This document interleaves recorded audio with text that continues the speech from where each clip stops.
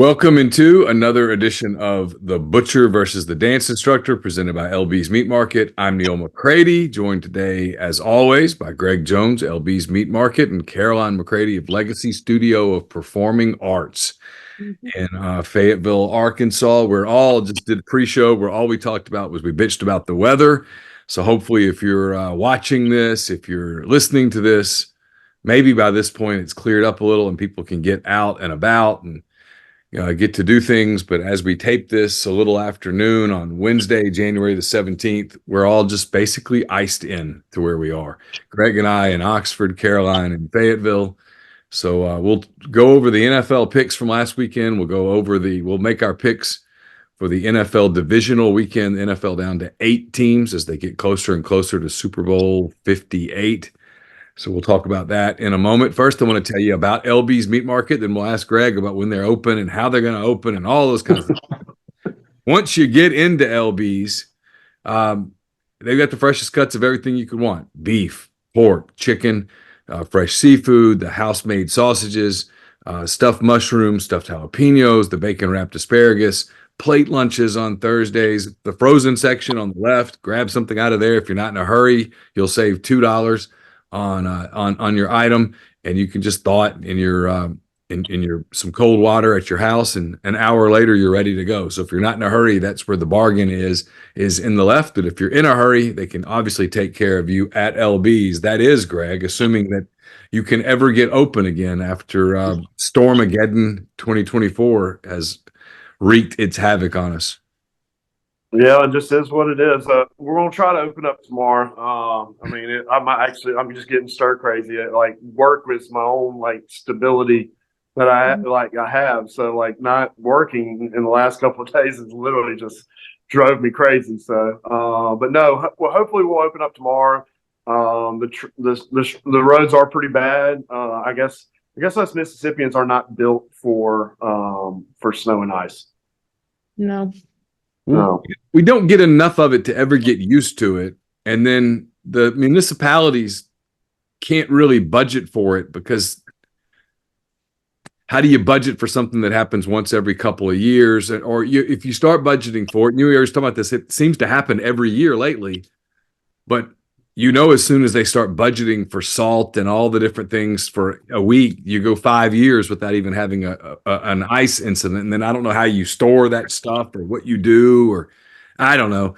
But it's wild how we just got basically an ice event here early in the week, or late last week, I should say. And that's that. I mean, it just shuts the town down. Yeah, so I guess that 5 inches turned into ice real quick. So I mean, that's just because of the lower temperatures, and yeah, you definitely need a 4-wheel drive right now for sure. That comes in handy. So Caroline, I saw Arkansas had a basketball game last night. It looked like there were a lot of people there. What are the roads like there? They are decent. They're cleared off.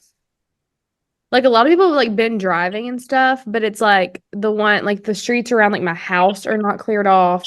The back streets, the back roads. Yeah. I was going to go. I went to dinner with my friends, and I was going to go to the game, but I just was so tired. I was like, I'm not going to this game. I was going to be out of it and not be able to hold a conversation with people. So I ended up getting one of my friends with 4-wheel drive to come get me, and then she brought me home. Okay. It has been nice to be on at Kaya right now. I'm in the chapter room, which is I can't show what it looks like, but yeah, it's been nice to have Kaya stuff to do. So I've been coming here a lot. And I'm downstairs, not upstairs in the Clark Ford studio, because my knee, I don't really feel confident going up the steps just yet. So you have not tried going up the steps yet? I have not been up the steps in a week. Yeah. So at some point I'll slide up the steps. I'm thinking I'll have to slide up the steps seated, kind of crawl my way up. I don't know that I feel confident enough to take crutches up and down the steps. No. I don't feel good about it. You're going to need to find a way to get the crutches upstairs. I'll have to carry them. I'll have to carry them while I go up. Why don't you get the stair thing where you sit in the chair and it takes you up the stairs, a rascal? I think that's for old people. Yeah, I kind of want a rascal, or we should just put an elevator in the house. Oh yeah. I mean, what would that cost? That'd be simple. Oh, Nothing some NIL money can't take care of. Yeah, exactly. Yep. All right. We'll get to our picks. You guys, last week, let's see. Greg, I think I did terrible. you want the bad news or the good news, Greg? I think I did really bad. You did. You went 1-5. Yeah, my feelings get in the way. I think my feelings got in the way. That's why I think I'm winning, is because I don't know anything. Yeah. The good news for you, Greg, is that Caroline didn't do much better. She only went 2-4. So you go into this week, but there is more bad news. You have a 6-game disadvantage, and you're running out of games. You have 7 games left to pick. Oh. So Caroline can clinch the championship here this week in the divisional round. So you're probably going to have to. And then she could play the backups in the Super Bowl and championships. Yeah, she could play her backups next week in the championship games.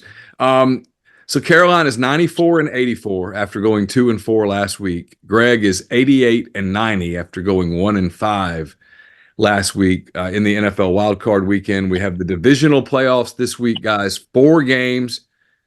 And Caroline, since you won, you get to go first here. It's the Houston Texans at the Baltimore Ravens. This is an AFC divisional game, 3:30 on Saturday afternoon. The Texans, fresh off the win over Cleveland that both of you missed last week. The Texans, a 7.5-point underdog at Baltimore, Caroline. Okay. One good thing for Greg is that I do not know a thing about this.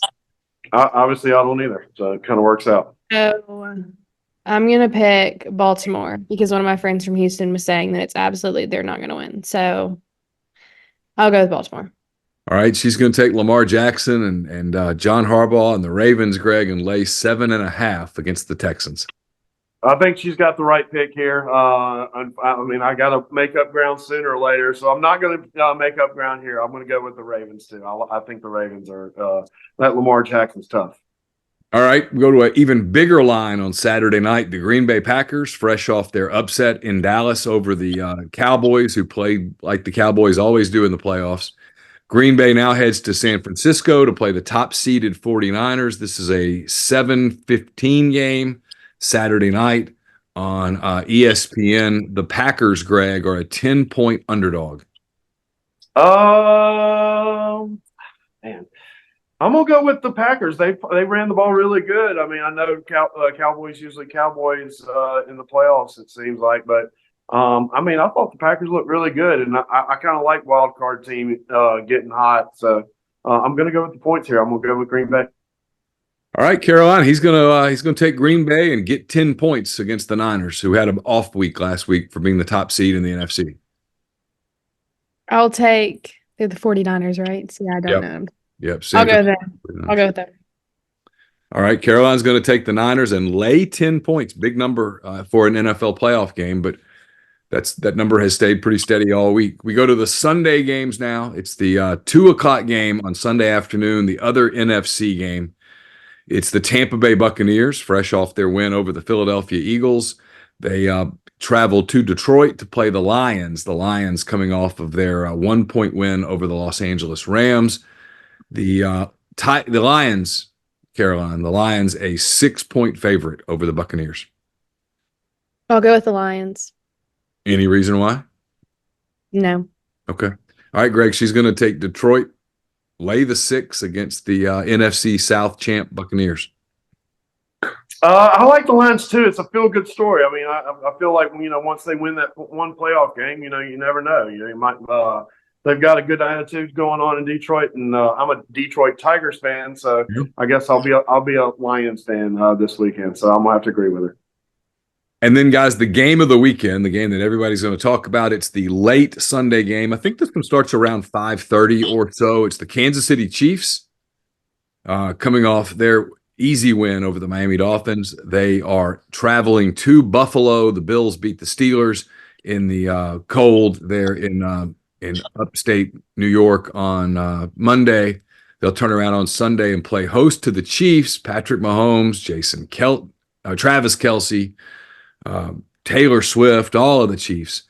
The Chiefs a 2.5-point underdog at Buffalo. Greg, it's the first playoff game in Patrick Mahomes' storied career that has not been at home or at the Super Bowl. It's his first road playoff game as the Chiefs quarterback. I love Buffalo. I mean, maybe Taylor will wear that same goofy Travis Kelce jersey, whatever it was, a parka jacket. I mean, jersey jacket, yeah. And maybe they'll do some more dances in the box. That just made me cringe. It was pretty cringy, Yeah. surf thing, and I felt sorry for Kelsey's mom because you could tell she was like, "I hate this. This is She just wants to watch her son play, and she's yeah." She just wants her son to be recognized for all the sacrifice that he's put in, and instead we're obsessed with Taylor Swift. All right, Caroline, Greg's going to take the Bills. He's going to lay the 2.5 against the Chiefs. I'll take the Chiefs. Okay. You love you some Taylor Swift, right? That's No, it's not Taylor Swift. It's the Kelseys. I'm not the biggest. I mean, I like Taylor Swift's music, but I'm not like, I won't ever spend thousands of dollars to go see her in concert. Like, I'm not one of those people. I like the Kelseys. Jason Kelce, the Eagles center, retired after the game the other night. He did not get to announce that himself. He did it on the field, right? Like, did it on the field. He did it on the field, and then he did it in the locker room after the game. That's how it got out. Okay. He told his teammates that was it. That's so sad. You'll see those videos of him crying. Yeah. Yeah, I mean, I can't imagine playing a sport all your life, and then all of a sudden you literally like come off the field and you're like, I mean, that's it. Like, and you lose, lost. Yeah, I mean, and he's such a good dude. Like, you can tell he's a really good dude. Like, I really like him a lot. Yeah, he does seem like a great guy. I enjoyed the documentary on him and his family.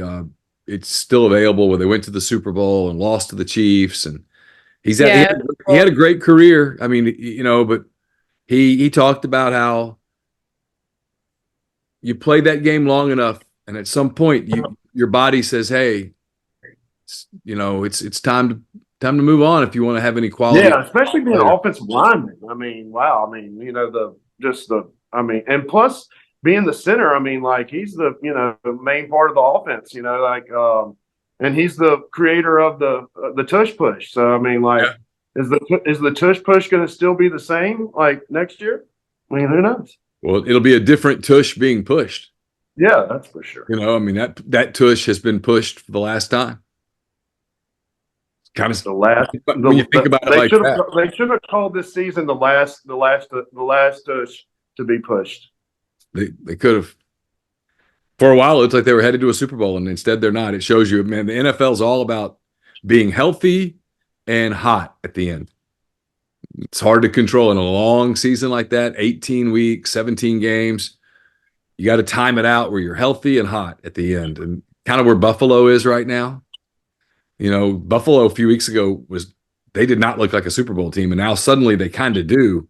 But it's really, the NFL's fickle. It can same thing with baseball too. I mean, look at the Phillies. Like, they were, I don't know how many games back and caught fire, and so it's all about momentum and playing hot at the right time. That's for sure. So, Ole Miss baseball, the national championship. I mean, prime example. Yeah. So, Greg, what do you, assuming you get open, what's going on at LB's this week? Will it be kind of clearance a little bit? Yeah, so everything is empty, so I literally have to stock the whole store. So I think, I don't know, I'll have to make a decision with my mom because I'm supposed to be going to Las Vegas Friday. So I don't know if I'm going to make it to Las Vegas or not. I've been told that I need to go, but being a small business owner is a little bit more important than going to Vegas. So got to make sure the store is taken care of. So who knows with the weather? Like you were saying, it's supposed to get down Friday into like 10 or 11 in the teens Friday. So we just, we'll see. I'm going to talk to my mom, and she's the president. I'm kind of like the secretary of the state. So I got to talk to the president and make sure she's on board. And but yeah, we're going to probably be open tomorrow, and open for the weekend. It's just hard to be closed, regardless of the situation. I know there's some people. I've heard that Kroger and Walmart hadn't had stuff, for a couple of days, but it's time to get out of the house. I've got to go to the store and get the store taken care of. It's what I did. Caroline, what you got planned for the weekend? We're taking our exec pictures on Friday in the highest 20. So that will be not fun. And then I have a lot of birthday parties this weekend. And then that's it. Yeah. Okay. All right. Well, be safe getting to work. I know you got kids to teach potentially later today, so please drive carefully getting to and from Legacy Studios and your teaching as you guys get ready for the big spring competitions and circuit and stuff. I know that's coming up, so you got to get ready for it. And Greg, if you travel to Vegas, hope you have safe travels. In the event that you don't, maybe hopefully you have. Yeah, I'm supposedly flying Spirit. I've never flown Spirit before, so we're just rolling the dice with Spirit. Whenever I saw the price tag on the plane ticket, I was like, all right, so I think I'll be staying in the bottom of the plane. Is this where my seat is? I think Campbell flew Spirit to Vegas. Yeah. Okay. I think she did. There's no amenities on Spirit. You just they get on the plane. Emailing me like, hey, reserve your seat. Like, you want some more space room? I'm like, no, I've already paid for my ticket. I just want to make sure I got at least some kind of seat. I don't care if it's the last one in the back of the plane. I just would like to get to Vegas for the price that I spent on the ticket. That's for sure. So we'll be back. We're going to do the Sphere. Oh, the Sphere. Awesome. Yeah, it's so cool. Yeah, they've got a kind of like an Animal Planet thing, that they show every day. And I wish they did the U2 concert, replay the U2 concert, or anyway. So we're going to do the Sphere, and I've been on Instagram getting hidden gems from Las Vegas. So I got a nice list of hidden gems in Las Vegas that we're going to go to. So I hadn't been in 20 years, so I'm pretty sure it's a lot different now. For sure. I like Vegas, actually. I like it a lot. And I'm not even a gambler, and I like it. So, well, anyway, have fun. And we'll be back next week. We'll pick the AFC Championship game, the NFC Championship game as we get closer and closer to the end of the football season and Super Bowl 58. So for Caroline McCready, for Greg Jones, I'm Neil McCready. That does it for this edition of The Butcher versus the Dance Instructor, presented by LB's Meat Market. Until next